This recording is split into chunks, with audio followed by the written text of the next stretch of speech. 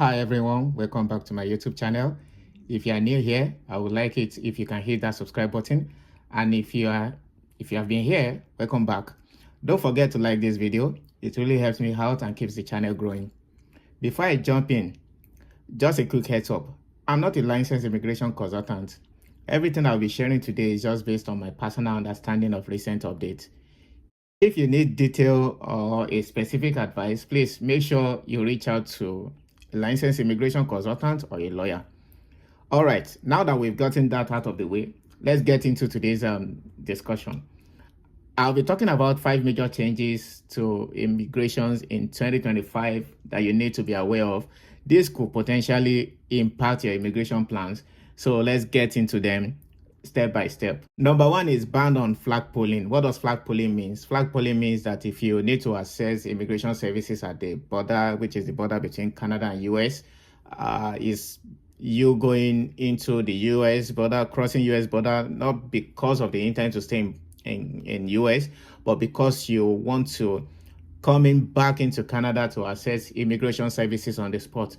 So for temporary residents in Canada, in 2025, you will no longer be able to flagpole again. So you need to take note of this, which is the major changes that will be happening in 2025. And speaking about temporary residents, this could be, study permit holder, it could be visitor visa holders or whatever your temporary resident status that you have in Canada, you will no longer be able to apply at the border, which is flagpoling, but all application will have to be submitted online. So you need to get your documentations ready and make sure that you also track your timelines on when your status or your applications, how long your applications will take to get an approval. The second thing that I'll be talking about, which is a major changes, is the legislative move that the government is taking to enable them make changes, suspend, or cancel an application that has already been in the system, so which they deem to be in the best interest of the public. What does this mean? This could also mean a potential high rate of visa denial for 2025 because IRCC will no longer be spending tons of time to review applications again. This will fast track application processes in 2025. So all the backlogs that they have, these are just my own opinion anyway.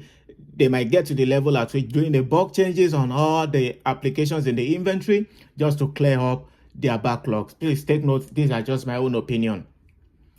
The third thing is going to fast track asylum claim processing.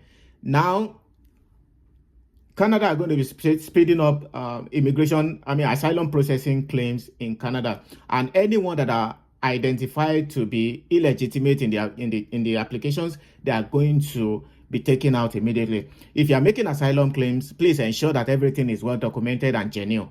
This will help you to avoid any complications in the system because there are going to be a more stricter measures and more scrutiny in the asylum claims. And this is to be able to tighten the system more because the government too is envisaging that more temporary residents might go to the route of claiming asylum for 2025. So in order to tighten the system and limit the number of asylum claimants in 2025, that is why they are taking these steps or taking this measure. It's not also limited to those who are already in Canada. It could also be due to those who will also be coming into Canada in 2025. The fourth changes that I'll be talking about is to reduce the fraud in LMIA. What does LMIA mean? LMIA means labor impact assessment. So the government is taking measures to reduce fraud in LMIA. At the moment, if you have an LMIA job in Express Entry, you're going to get a point. And because of this, a lot of people who are vulnerable scammers are taking advantage of vulnerability of people by selling LMIA job to people just because they want to get a point in the Express Entry system. So the new law by 2025 will remove the LMIA point in Express Entry system, which will deter people from taking advantage of vulnerable people by selling an LMIA job. This is to reduce the fraud in the system and sanitize the system by giving fair and prioritized legitimate job offers. The fifth and the final changes that you need to be aware of in 2025 is every applicant, whether you're a master's student or you're a PhD student submitting visa application for 2025, you will now need a provisional acceptance letter, which is what we call PAL.